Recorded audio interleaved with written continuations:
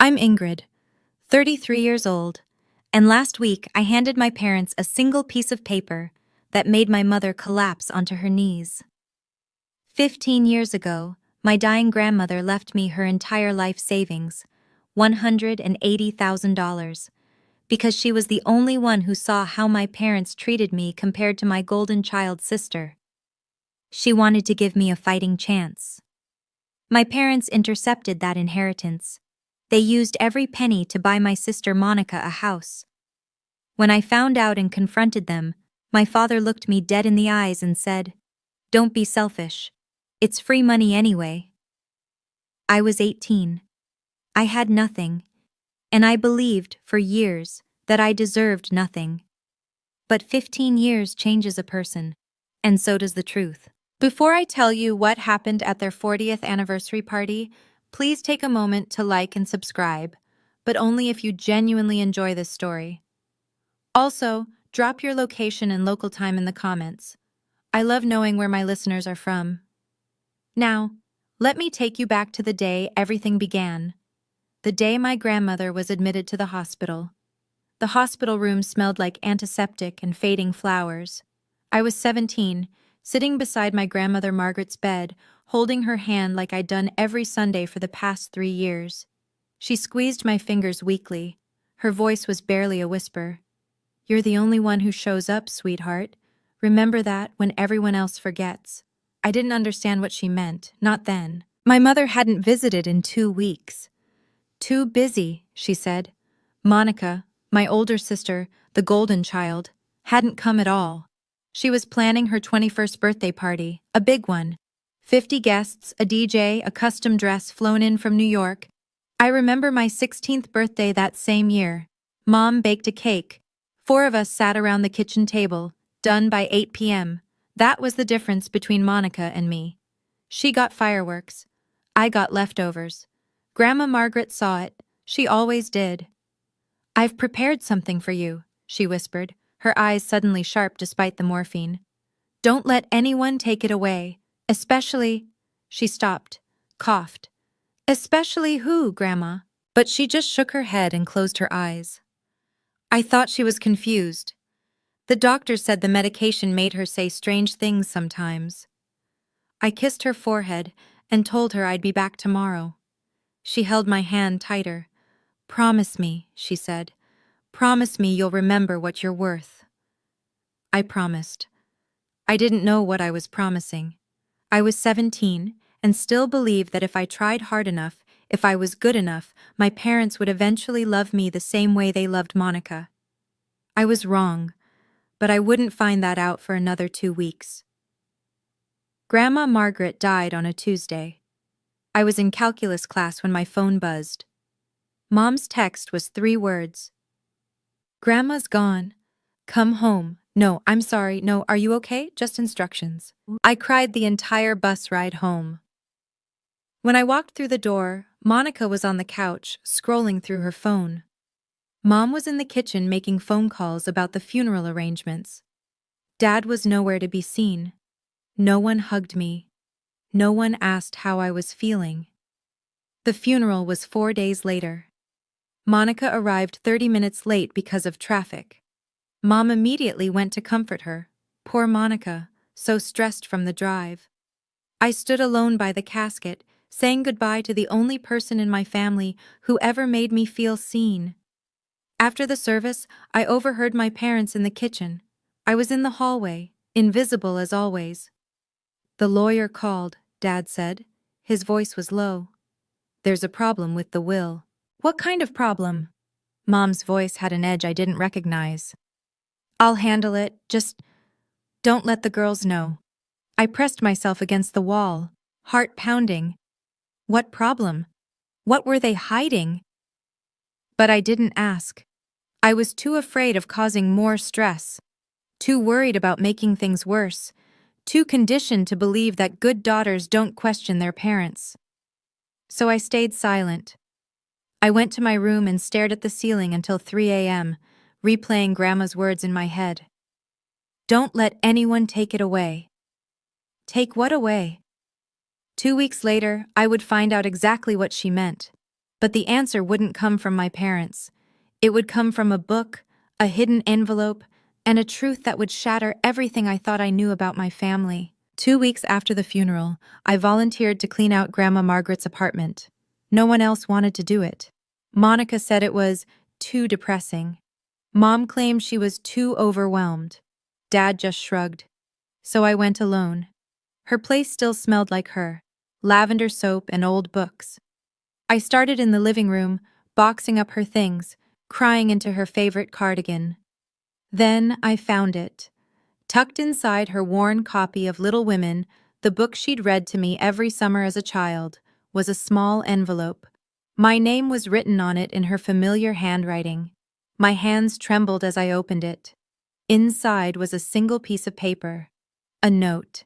Ingrid, my darling girl, I've left you everything I have. Attorney Patterson has all the documents. Don't trust anyone else, especially your mother. I love you more than you'll ever know. Grandma. I read it 3 times. Everything she had? Grandma lived simply. She wore the same 3 dresses on rotation. She clipped coupons. I always assumed she had nothing. But the note said everything. And she'd warned me not to trust my own mother. I folded the paper carefully and tucked it into my wallet. My mind was racing. What did Grandma leave me? Why would she warn me about Mom? What had my parents been whispering about in the kitchen? That night, I decided to ask. I found Mom in the living room watching TV. My voice shook when I spoke. Mom, did Grandma leave me anything? She didn't even look away from the screen. Your grandmother barely had anything, sweetheart. What little she had went to funeral costs. She was lying. I knew it in my bones. But I didn't have proof. Not yet. I pushed harder. But I found a note, I said, pulling the paper from my pocket. Grandma wrote that she left me everything. She mentioned a lawyer named Patterson. Mom's face changed. Just for a second, a flash of something cold crossed her eyes. Then she smiled. That patient, dismissive smile I knew too well. Sweetheart, your grandmother was very sick at the end. She didn't know what she was writing. It's her handwriting. She was lucid when... Are you calling me a liar? Mom's voice sharpened. Your grandmother just died, and you want to make this about money? My stomach dropped. The guilt hit me like a wave. I'm not trying to... After everything we've done for you. She shook her head. I can't believe my own daughter would accuse me of something so horrible. Dad walked in then. What's going on? Nothing, Mom said quickly. Ingrid's just tired. Aren't you, honey? I looked at Dad, hoping for something. An ally. An explanation. He just stared at me with that blank expression he always wore when Mom was handling things. Go to bed, Ingrid. You've had a long day. I went, but I didn't sleep. I lay in the dark, turning Grandma's note over in my hands. Don't trust anyone else, especially your mother. She'd known. Somehow, she'd known this would happen. I was 18 in 3 months. I had no money, no car, no allies. If I pushed harder, they'd turn Monica against me.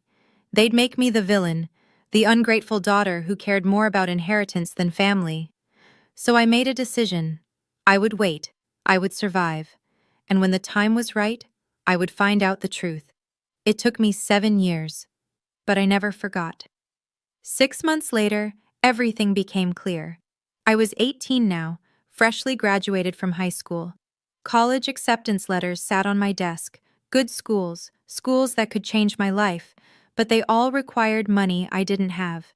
That's when Monica made her announcement. We were at Sunday dinner, a rare family gathering. Monica was glowing, practically bouncing in her seat. So, she said, I have news. Mom and Dad bought me a house. I dropped my fork. A house? It's adorable. 3 bedrooms, big backyard, perfect for when Tyler and I get married. She held up her phone, showing photos. Look at the kitchen. I looked at my parents. You bought her a house? Dad nodded, chest puffed with pride. Your sister deserves stability. How much? I asked. Mom waved her hand. That's not important. How much? Dad's eyes narrowed. 180,000. We saved our whole lives for this. $180,000. The exact amount a person might call everything I have. My voice came out strangled. And what about my college tuition? Mom sighed. Ingrid, you know we don't have unlimited resources. You'll need to get scholarships, work part-time, lots of kids do it. But you just spent… Monica needs a home. You're young. You have time. I looked at my sister. She was still admiring the photos, oblivious to the bomb exploding in my chest. Congratulations, Monica, I said. My voice didn't even shake. I'd learned to hide my pain by then. That night, I did the math, the timeline, the numbers. Grandma died. 2 weeks later, there was a problem with the will. 2 months after that, my parents suddenly had enough money to buy a house. I wasn't paranoid. I was right. I couldn't sleep that night. Grandma's note burned in my wallet. Her warning echoed in my skull. The numbers didn't lie, $180,000, appearing from nowhere, right after she died. The next morning, I found Dad in the garage, tinkering with his car. I stood in the doorway until he noticed me. The house, I said. Where did the money really come from? He didn't look up. I told you, savings. You've never had that kind of savings. Watch your tone. Was it from Grandma's estate? He stopped working, set down his wrench. When he turned to face me, his expression was stone.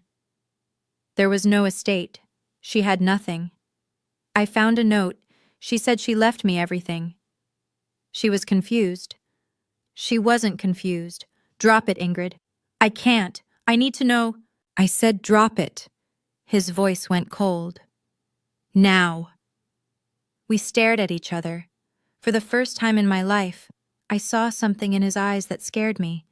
Not anger, something worse. Fear. He was afraid of what I might find. Fine, I said. I'll drop it. I turned and walked away. But I didn't drop anything. That afternoon I told Monica about Grandma's note. I thought maybe, just maybe, she'd be on my side. She laughed. Ingrid, seriously? Grandma was old. She didn't know what she was writing. She was perfectly lucid. You're being paranoid, and honestly, kind of greedy. I stared at my sister, my golden child sister, sitting in my parents' house, planning her life in my grandmother's money. You're right, I said. I'm sure it's nothing. But it was everything. I just couldn't prove it yet. I tried one more time, with Mom. Please, I said, just tell me the truth. Did Grandma leave me anything? She started crying, actual tears streaming down her face. I can't believe you're doing this to me, she sobbed. Your grandmother just died. Our family is grieving, and all you can think about is money? That's not… Do you know how hard your father works? How much he sacrifices for this family, and you're accusing him of stealing? I never said stealing. You're tearing this family apart, Ingrid. Is that what you want? I felt myself shrinking. The guilt was suffocating. Maybe I was being paranoid. Maybe Grandma really was confused. Maybe I was the selfish one. I'm sorry, I whispered. Mom wiped her tears, patted my hand. I forgive you, sweetheart. Let's never speak of this again. I nodded. I was 18 years old. No money, no proof, no allies, just a dead grandmother's note and a family that closed ranks the moment I asked questions. So I made a choice. I stopped asking. I got 3 part-time jobs. I enrolled in community college. I applied for every scholarship I could find. I moved into a tiny apartment with 2 roommates and started building a life that didn't depend on anyone. I didn't have proof. I didn't have money. I didn't have anyone. But I had time. And I had patience. Grandma Margaret told me to remember what I was worth. I decided to prove it. To myself, if no one else. I waited. 7 years. And then, one ordinary Tuesday afternoon, a letter arrived that changed everything. The return address read, Gerald Patterson, attorney at law. My grandmother's lawyer had finally found me. Let me fast forward, 7 years later.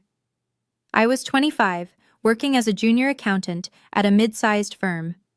I'd earned my degree through night classes while working full-time.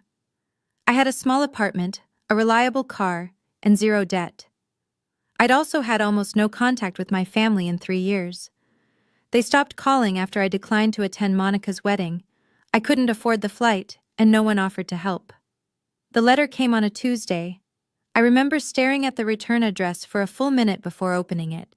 Gerald Patterson, the name from Grandma's note. My hands shook as I unfolded the paper. Dear Ms. Dyer, I was your grandmother Margaret Hayes's estate attorney. I've been trying to locate you for several years. There are matters regarding her will that we need to discuss urgently. Please contact me at your earliest convenience. Respectfully, Gerald Patterson. I read it 5 times. Then I called the number. A receptionist answered, professional and crisp. I explained who I was. Mr. Patterson has been hoping you'd call, she said. Can you come in this week? I took the first available appointment.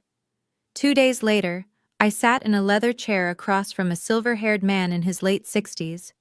His office smelled like old books and furniture polish. Diplomas lined the walls. Thank you for coming, Ms. Dyer, he said, folding his hands on the desk. I apologize it took so long to find you. Your parents made communication difficult. My throat tightened. What do you mean? He opened a folder. Inside were documents, official-looking, notarized. Your grandmother left you $180,000, he said. You were her sole beneficiary. The room tilted. That's not possible. My parents said, I know what your parents told you, and I know what they told me. Mr. Patterson slid the folder across the desk. Your parents told me you agreed to forfeit the inheritance, he said. That you wanted the money to go to the family. I was 17. No one told me anything. He nodded slowly. I was concerned about that. I tried to contact you directly. Your father said you were unwell, that you'd asked them to handle everything on your behalf. That's a lie. I suspected as much. He reached into a drawer. Which is why I kept these. Another envelope, larger, my name on the front in familiar handwriting. A letter your grandmother wrote for you, he said. She gave it to me with specific instructions. I was supposed to deliver it in person, only to you, but your parents intercepted every attempt I made. I took the envelope with trembling hands. There's also a copy of the original will inside, he continued. Notarized and witnessed. Legally, the inheritance was yours from the moment she passed. Then how? Your parents acted as your guardians. You were still 17 when the estate was processed. By the time you turned 18, the money had already been transferred. He paused. To them. I couldn't breathe. Is there anything I can do? Legally? The statute of limitations for challenging the transfer has passed. I'm sorry, Ms. Dyer. His voice softened. But you deserve to know the truth, and you deserve to read what your grandmother wanted you to know. I thanked him. Somehow. I don't remember the words.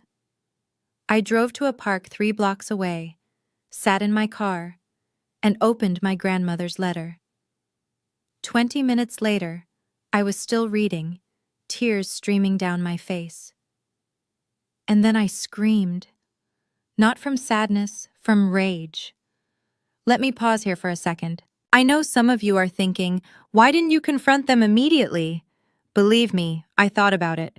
But I was 25, still rebuilding my life.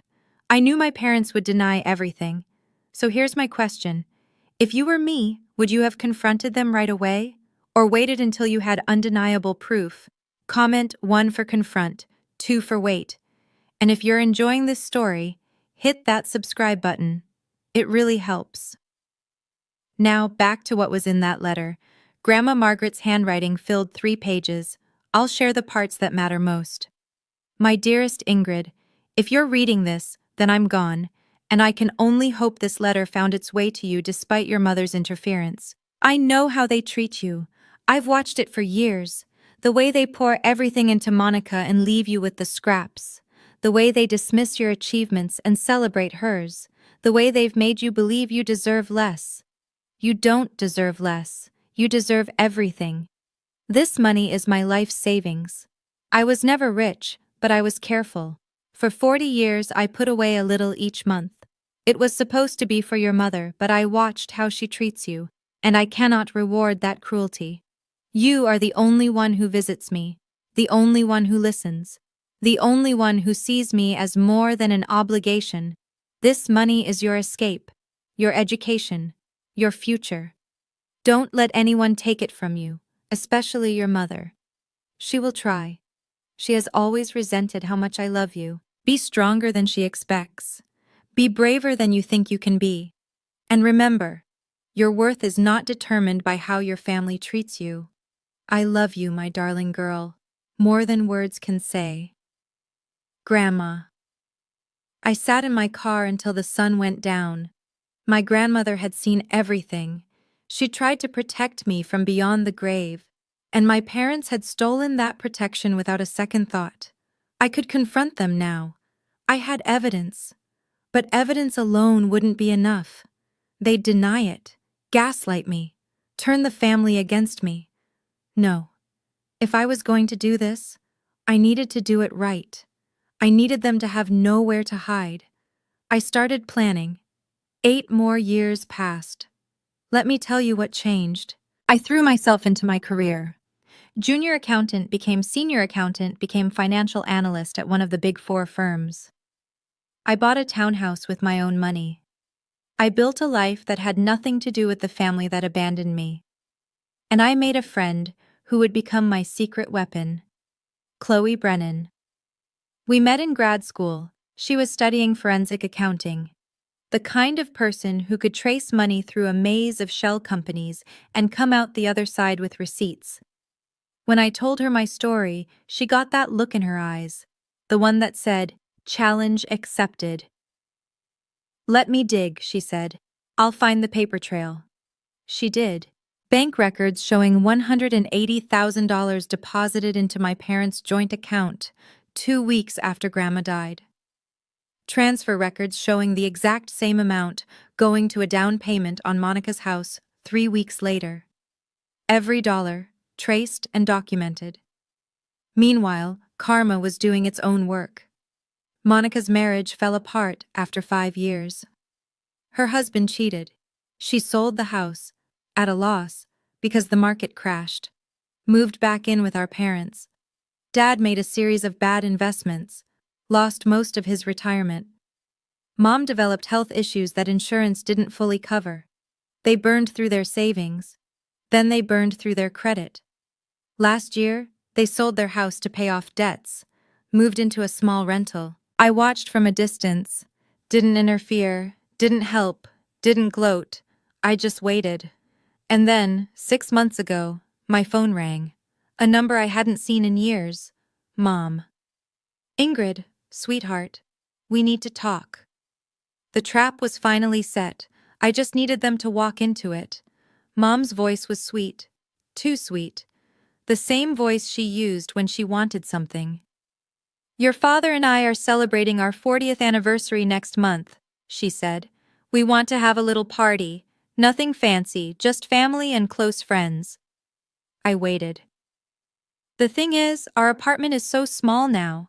And your place, I've seen photos on Monica's Facebook. It's beautiful, Ingrid, so spacious." There it was. "You want to have your anniversary party at my house?" "Well, yes, it would mean so much to us, family coming together again." I almost laughed. Family. After 15 years of silence, suddenly we were family again. "How many people?" "Oh, just 30 or so. I've already sent out the invitations." My grip tightened on the phone. "You already invited people? Without asking me?" "Sweetheart, you're our daughter. Family doesn't need to ask permission." Family doesn't need to ask permission. The same logic they'd used to steal my inheritance, the same entitlement that had shaped my entire childhood. I took a breath, steadied my voice. "When?" "Saturday the 15th, 2 o'clock. I let the silence stretch. Let her squirm. All right, Mom. You want Saturday? You've got Saturday. I could hear her relief through the phone. Oh, wonderful. I knew you'd understand. Blood is thicker than water, after all. It certainly is. I hung up. Then I called Chloe. It's happening, I said. I need everything ready. The financial breakdown, the will copy, and the restraining order application. You're really doing this? They invited 30 people to watch them beg me for help. The least I can do is give them an audience for the truth. Damn, girl. Remind me never to cross you. Just have everything ready by Saturday. The countdown began. Saturday arrived. I'd spent the week preparing. Catering ordered, house cleaned, documents organized in a large manila envelope tucked into the hallway closet where I could reach it when the moment came. My parents arrived early. Of course they did. They wanted to stake their claim before the guests showed up. I watched from the window as their rental car pulled into my driveway. Dad stepped out first, his eyes sweeping over my townhouse. Then Mom. Then Monica, trailing behind like a shadow. They stood there for a moment, just staring. I opened the front door. Welcome, I said. Come in. Dad walked through the foyer, examining everything. The hardwood floors, the modern kitchen, the carefully chosen artwork on the walls. How much did this place cost? He asked. That's not important, Dad. Monica touched the granite countertop. Did your husband buy this for you? I'm not married. Boyfriend, then? I bought it myself, with my own money. Silence. Mom recovered first. Well, you've certainly done well for yourself. I always knew you would. I almost choked on the irony. She always knew. The same woman who told me I'd have to figure out college on my own while handing my sister a house. Where do you want the food set up? I asked. The next hour was a blur of arrivals.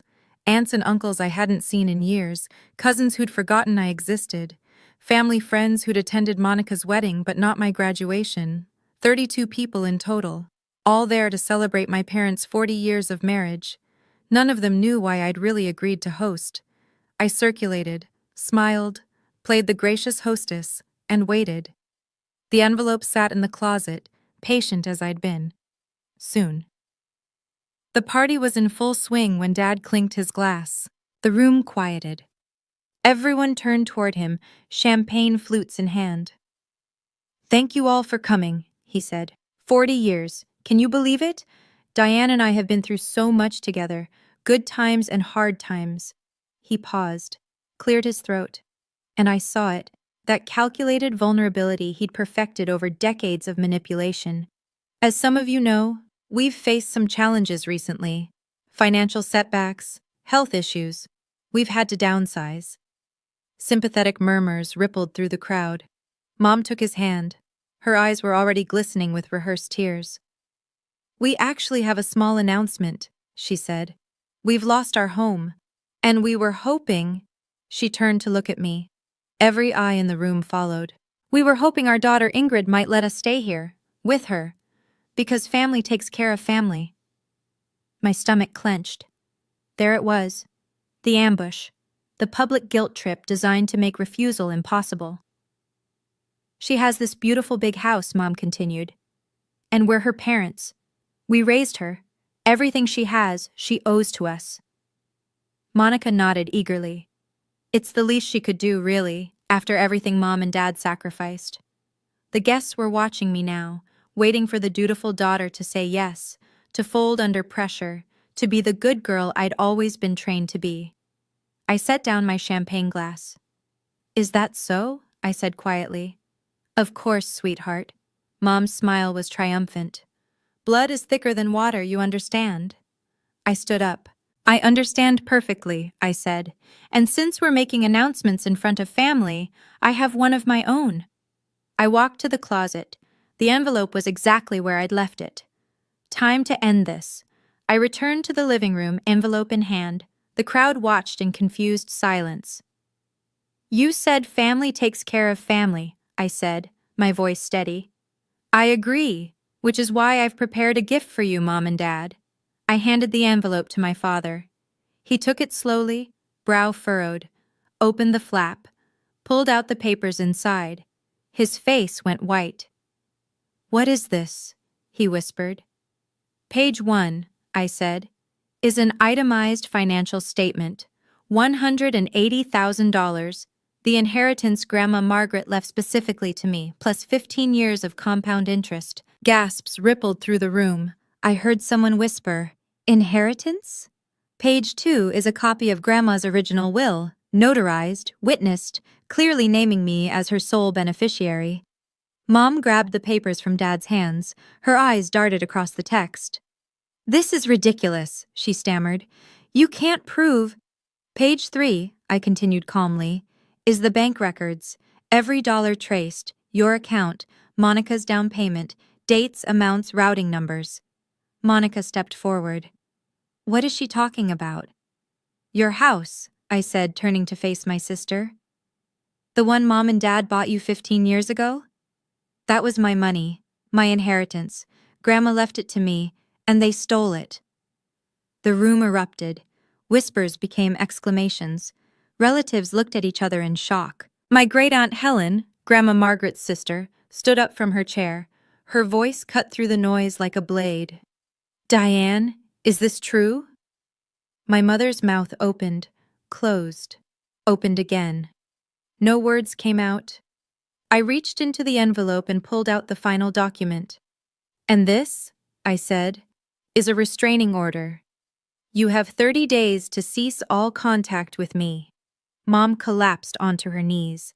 I didn't flinch. Chaos erupted. Dad found his voice first. "This is ridiculous. You can't prove anything." "Page 5, Dad. Bank records don't lie. You fabricated these documents." "The bank provided them. So did the county recorder's office." I kept my voice level. "Everything is verified, time-stamped, legal." Mom was sobbing on the floor now, mascara running down her cheeks. "How could you do this to us? We're your parents." "You stole from me," I said simply. "I was 17. Grandma tried to give me a future. You took it." Monica stepped between us, her face twisted with anger. "You have no right." "To what? To tell the truth?" I looked at her steadily. "That house you lived in for 10 years? It was bought with money meant for my education. Every mortgage payment you didn't make, every comfort you enjoyed, that was mine. I didn't know." "Maybe, but you knew something was wrong. You just didn't want to ask questions." Great-Aunt Helen pushed through the crowd. Her voice trembled with barely controlled fury. "Diane, Richard, answer me. Did you steal this child's inheritance?" Dad's jaw worked. No sound came out. Mom just kept crying. The silence was its own confession. Helen turned to the other guests. 40 years I've known this family. 40 years I watched them treat Ingrid like an afterthought. I always wondered why Margaret left everything to her granddaughter instead of her own daughter." She shook her head. "Now I know." The guests began to murmur. Some looked at my parents with disgust. Others couldn't meet anyone's eyes. I picked up the restraining order from where Mom had dropped it. "You have 30 days, I said. After that, any contact will be reported to the police." Then I walked out of my own living room. I needed air. I stood in my backyard, breathing in the cool evening air. Behind me, I could hear the party dissolving. Car doors slamming, hushed voices, the chaos of my revelation settling into reality. Footsteps on the patio. I turned. Great-Aunt Helen stood there, her expression soft. "You did the right thing," she said. "Did I?" My voice cracked slightly. "I just destroyed my family in front of 30 people." "No, sweetheart. They destroyed your family 15 years ago. You just finally told the truth." She opened her arms. I stepped into them and let myself cry for the first time all day. "Your grandmother would be so proud of you," Helen whispered. "She always said you were the strong one, the one who would survive." We stood there until the tears stopped. When I walked back inside, most of the guests were gone. Only my parents and Monica remained, huddled in the corner, like they were waiting for a verdict. I stopped in front of them.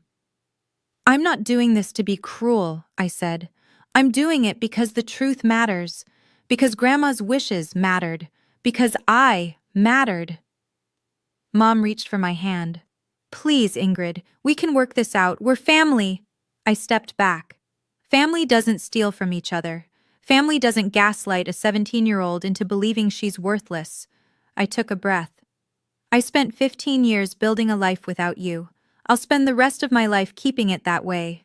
I pointed to the door. Leave, now. Dad helped Mom to her feet. Monica grabbed her purse. None of them said a word. The door clicked shut behind them. I stood in my empty living room, surrounded by abandoned champagne glasses and catering trays. And for the first time in 15 years, I felt free. The fallout came in waves. The next morning, my phone exploded with messages. Relatives I hadn't spoken to in years. Some offering support, others demanding explanations. Aunt Helen called first. I want you to know, she said, that I'm cutting contact with your parents. What they did was unforgivable. You don't have to do that. Yes, I do. Margaret was my sister. She trusted them to do right by you. They betrayed that trust. Her voice hardened. Some things can't be forgiven. Within a week, I learned that 3 other relatives had done the same. Not because I asked, I didn't. They simply couldn't look at my parents the same way anymore. Then came the call I wasn't expecting. Monica. Her voice was small, hesitant, nothing like the confident golden child I'd grown up with. I didn't know, she said. I swear I didn't know where the money came from. Does it matter? It matters to me, she paused. I'm sorry, Ingrid, for everything, for the way I treated you, for not questioning where that house came from. I sat with that for a moment. I don't need your apology, Monica. What I need is for you to take responsibility for your own life. Stop expecting other people to fund your existence, she started crying. I didn't comfort her. That wasn't my job anymore. We're not going to have a relationship, I said. Not now. Maybe not ever. But if you really want to change, stop making excuses and start making choices. I hung up before she could respond. Some people found that cruel. But I'd spent 17 years being kind to people who used my kindness against me. I was done being a doormat. It was time to be something else. A survivor. 3 months passed. I got updates through Aunt Helen, who heard things through the family grapevine. My parents were living with a friend from Dad's old job, a temporary arrangement that was quickly wearing thin. They couldn't afford their own place. Social Security barely covered their basics. The calculated amount I'd shown them, $180,000 plus 15 years of interest, came to roughly $350,000. They didn't have a fraction of that. They'd burned through everything with bad investments, Monica's failed marriage, and years of living beyond their means. I never expected them to pay it back. That wasn't the point. The point was that they knew I knew, that everyone knew, that the truth was finally, irrevocably out in the open. The restraining order held. No contact, no letters, no ambush visits.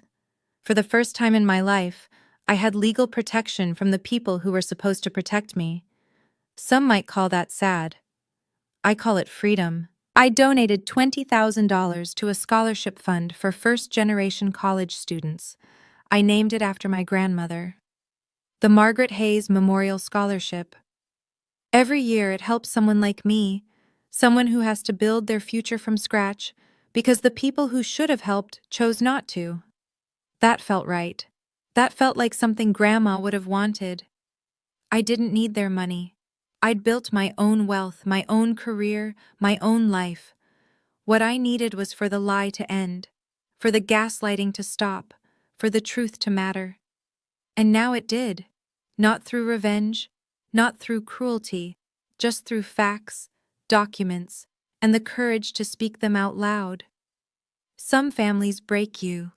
The best revenge is building yourself back up anyway. I want to pause here for a moment. A lot of you might be wondering, did I feel guilty? Did I regret exposing them in front of everyone? The answer is no. I didn't destroy my family. They destroyed it 15 years ago when they chose to steal from their own daughter. If you've ever had to set a hard boundary with someone who hurt you, comment boundary. I'd love to hear your stories, and if this resonated with you, please share it with someone who needs to hear it. Now let me tell you how this story ends. A year has passed since the anniversary party. I'm standing in my living room now, the same room where everything fell apart. But it doesn't feel haunted anymore. It feels like mine. On the shelf by the window, there's a photograph of Grandma Margaret. It's the only thing I kept from her apartment. A picture of us at the beach when I was 7.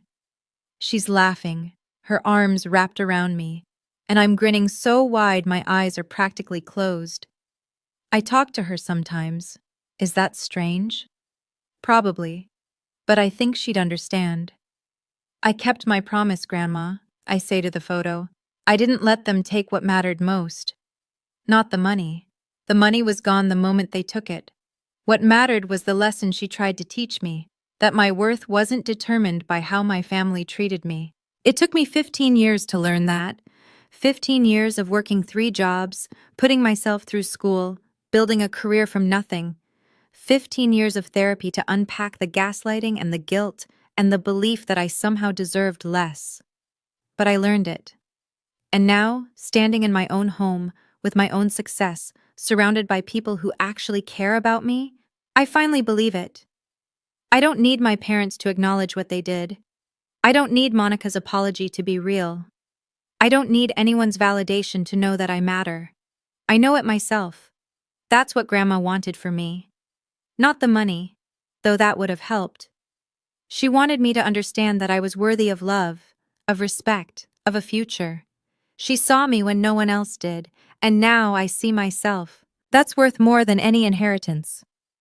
This Thanksgiving was different. I hosted dinner at my house, the same house where everything changed a year ago. But the guest list looked nothing like that anniversary party.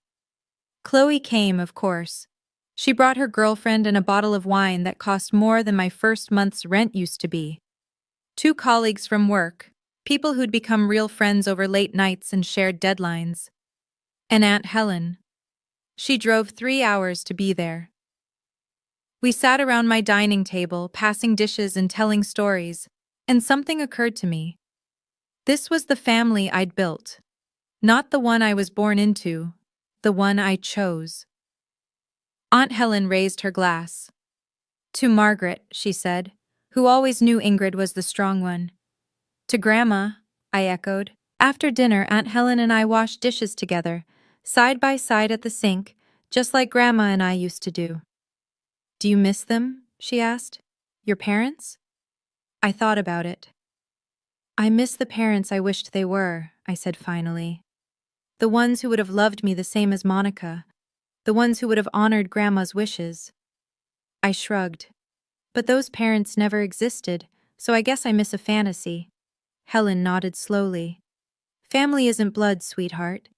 Family is the people who choose to love you the right way. I looked around my house. At Chloe laughing on the couch.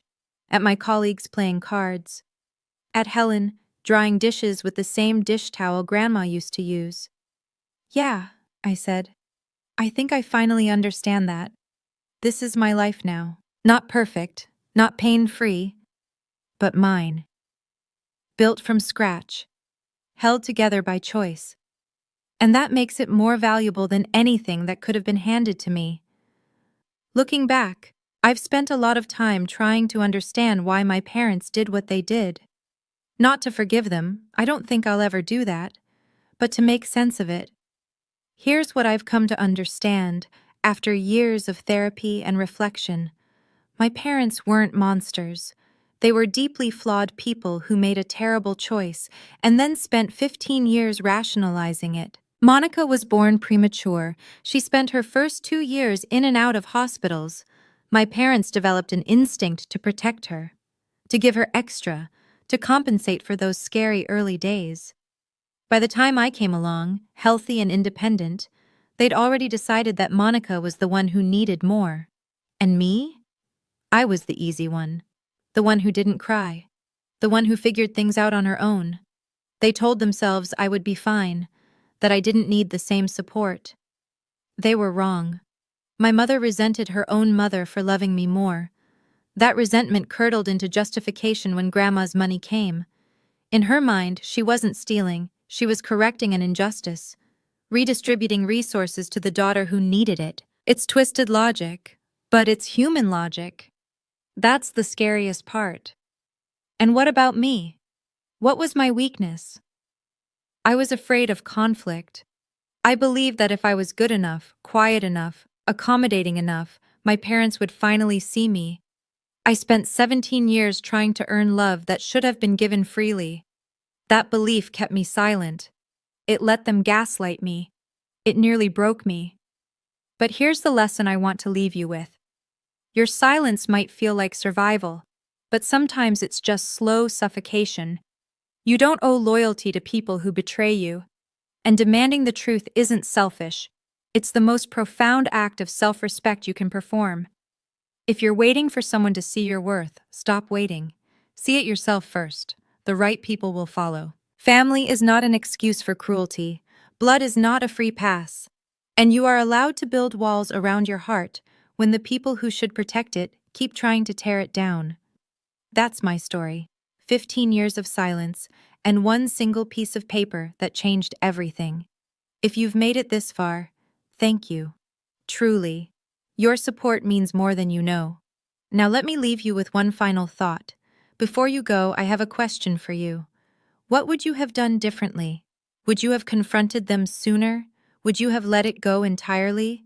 Or would you have done exactly what I did, waited until the moment was right? Drop your thoughts in the comments. I read every single one.